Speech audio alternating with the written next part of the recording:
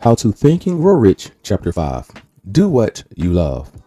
I believe if you have the talent and skill, you should spin off on your own and become a captain of your own destiny. George Lucas, filmmaker and founder and chairman of Lucas Arts. I would love to set up my own business, but I don't have the ability or financing.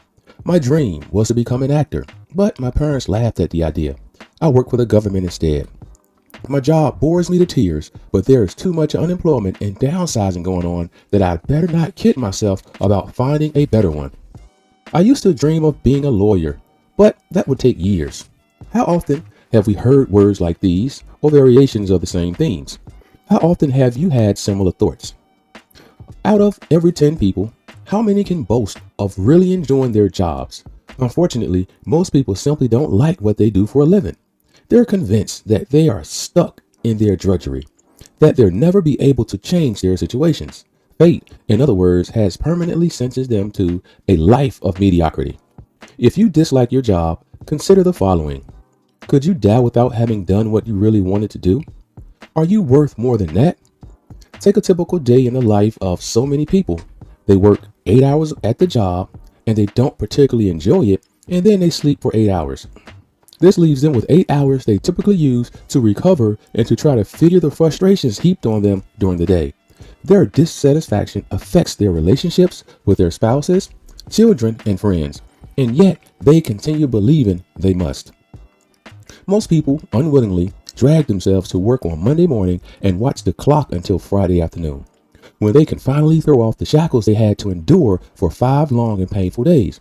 They only really live for 2 out of 7 days, with Saturday generally spent winding down or getting life's necessities together, and Sunday already haunted by the gloomy specter of Monday morning blues. And they tolerate this year after year. This passive, fatalistic view of life can be changed. Nothing obliges you to keep working at a job you don't like. You can do something about it. An inspiring job exists to fulfill everyone's passion, and you could start it right now. Is life so poorly designed that it's meant to frustrate us constantly and deprive us of what we truly want? Life isn't that cruel. At least it doesn't have to be. It's your choice. Life gives us exactly what we expect. The belief that dreams are impossible to achieve prevents most people from getting what they want. Their experience certainly seems to support this belief. They get exactly what they want from life: boredom, frustration, obstacles, and small incomes. People are what they believe themselves to be, no more, no less. Denying your personal inclinations and ambitions normally begins very early in life. Yet, to be happy and fulfilled, we have to be courageous enough to be ourselves, to discover what we want and to go after it. We have to stop denying ourselves cause of fear, doubt, or conformity to some normal behavior or way of life. It's a fallacy that we have to do unfulfilling things to earn a living. In fact, to be successful, you have to first do what you enjoy in life. If you don't enjoy your work, you can't do it well. This is an absolute principle. When your heart isn't into something, you experience a drastic slump in energy and motivation. You inevitably come up with mediocre results, or at least with much poor performance than you would if you love what you were doing. It then follows that your boss, associates, clients, or customers can't be completely satisfied with what you have accomplished. As an unhappy employee, chances are slim that you will get promoted to a more interesting position or receive a substantial raise. As an unhappy business owner, chances are small that your business will flourish. Since you rarely work alone, your unhappiness can drag your colleagues down. The monetary rewards you get will reflect this. And with poor monetary compensation, your motivation and the quality of your work plummets. Another vicious cycle. Boredom occurs when the learning curve flattens out. It can happen to anyone at any level of the corporation. In fact, it occurs more often in successful people who need more challenge and stimulation than do others. If you're bored, it's your fault. You just aren't working hard enough at making your job interesting. It is also probably the reason you haven't been offered anything better. Find out what you love to do, and you will be successful at it. Do what you love. When we say emphatically that you must love your work, we are in no way suggesting an ideal job will be devoid of frustration, disappointment, and problems. Every successful person has faced periods of discouragement, frustration, and even self-doubt. Your dream job will not be heaven on earth every day. It's more like true love.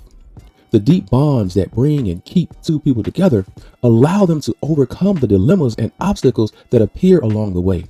Thomas Watson, founder of IBM, said it this way: make room in your heart for work and put some heart in your work. Successful people are ruled by a passion in their hearts. They are romantics, whether in art or in the world of business. They are spurred into action by their love of their work and their desires to do new things, to take up challenges, and to face new risks. They carry their dreams in their hearts, and they do everything they can to achieve them. Passion and power.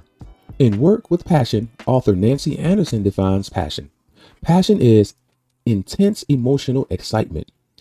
It is a feeling that comes to those who feel intensely about some subject, person, idea, or belief. There are examples in history that show the difference one passionate person can make.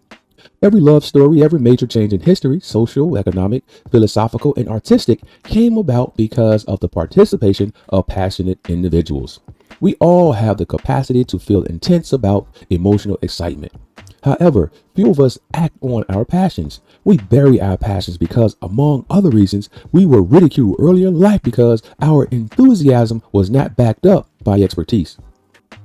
As soon as you give yourself permission to feel whatever you feel, that power will resurface, surprising all who knew you when.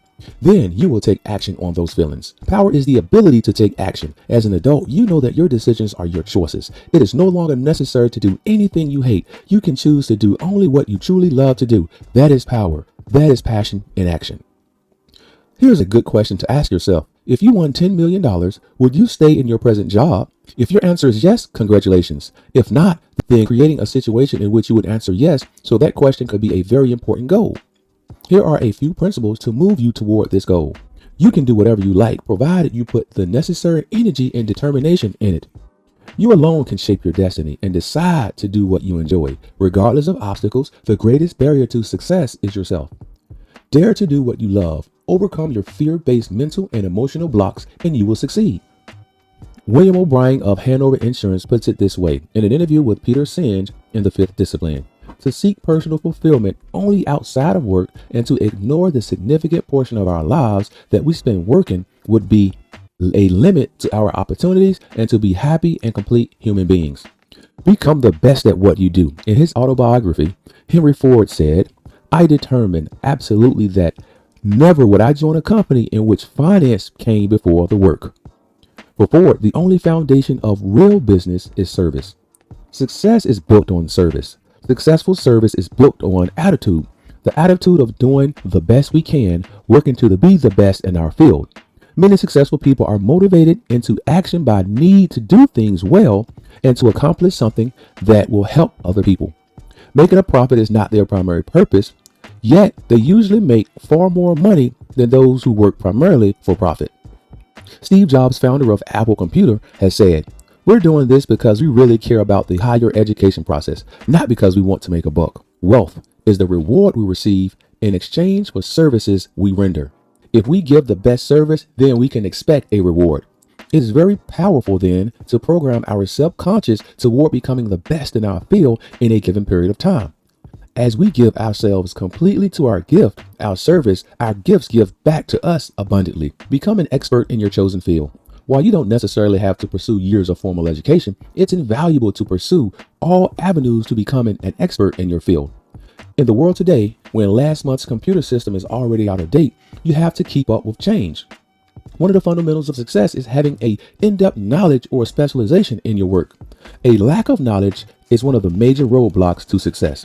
Start by considering the products or services you have to offer to the public before looking for profits. With a good product or service, money comes naturally.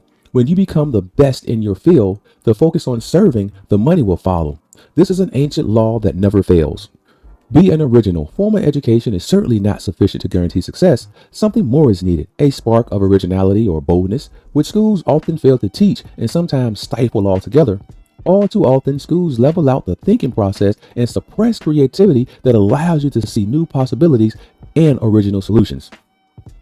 Education and society in general too often nip personal aspirations in the bud. This insidious process begins early in life. Our fears of being different and our need to conform support the part of our subconscious programming that limits our dreams, ideas, and aspirations.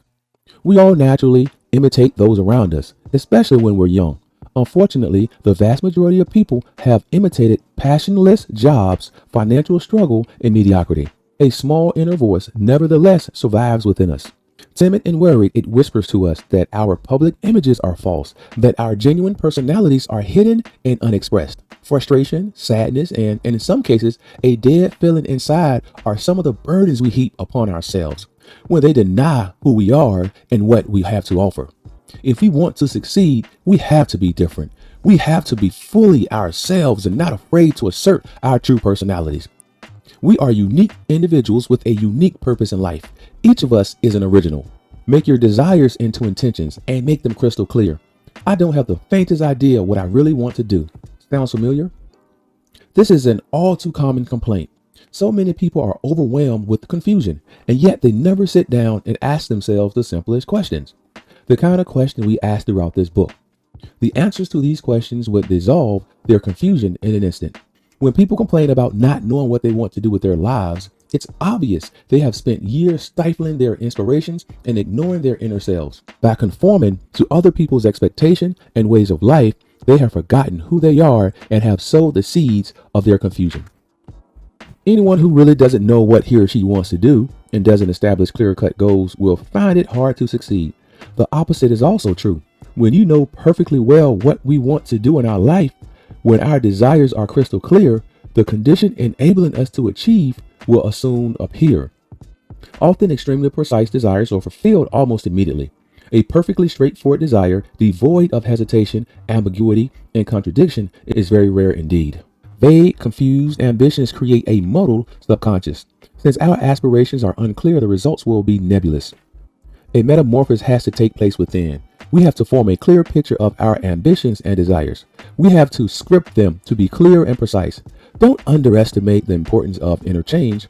Until we are sure of what we want, we won't get it.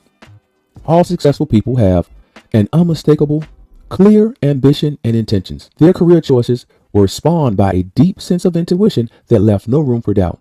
One of the most powerful keys of success, therefore, is knowing exactly what you want to be, do, and have. Deepak Chopra words are worth repeating here. Inherent in every intuition and desire is the mechanics for its fulfillment. In the 7 spiritual laws of success, Chopra illuminates intention and desire in a more detail and adds another very important element of lasting success. Intentions lays the groundwork for the effortless, spontaneous, frictionless flow of pure potentiality, seeking expression from the unmanifest to the manifest. Intentions is the real power behind desire. Intent alone is very powerful because intent is desire without attachment to the outcome. Desire alone is weak because desire in most people is intention with attachment. Intention combined with detachment leads to life-centered present moment awareness. And when action is performed in present moment awareness, it is most effective. Your intent is for the future, but your attention is in the present.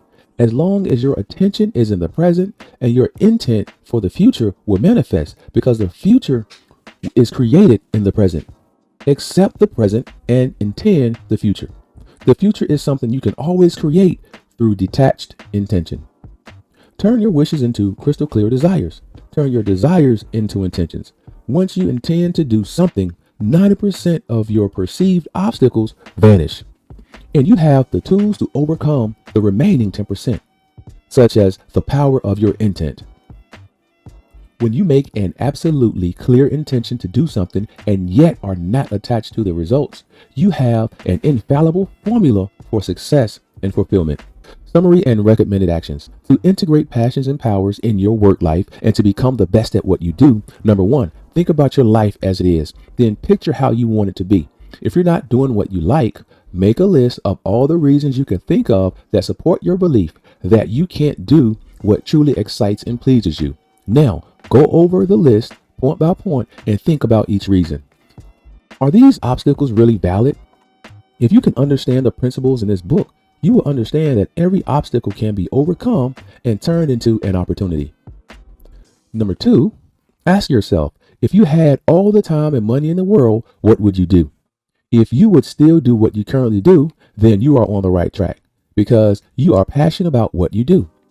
If you would rather be doing something else, ask yourself, in what ways can I be doing things I want? How can I begin to live the life I want to live ideally? Number 3, become aware of your inner dialogue as often as you possibly can. Life gives you exactly what you expect. You write your own script in the drama of your life with every word you think of and say, so it's up to you to write a better script for yourself. Number 4, in a relaxed state, repeat the following affirmations or formulas for success. I am unique. I have something to offer. It is my right and duty to be myself. I am becoming successful. I invite success and prosperity in my life. I attract the people and situations that will help offer my service. Every day, in every way, I'm getting better and better. Number 5, at night, ask your subconscious to help you discover how you can be a complete success, make all the money you want, and serve humanity and the earth. Fall asleep knowing that the answer already lies within you and that you have already obtained what you asked for. The formidable power of your subconscious will work continuously, night and day, as long as you have steered it in the right direction. This is the end of chapter 5.